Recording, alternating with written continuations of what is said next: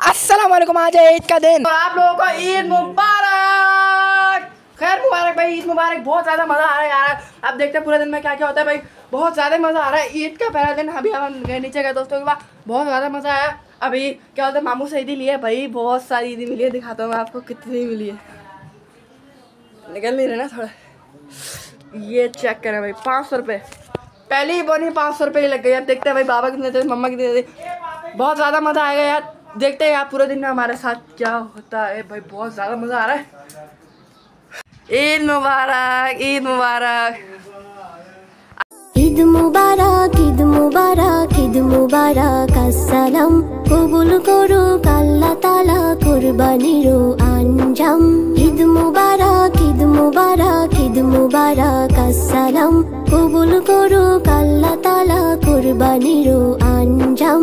এই মহিমা ছড়িয়ে পড়ুক সকল মুমিনের দিলে, ঈদের খুশি ভাগ করে নি গরিব ধনী সব মিলে।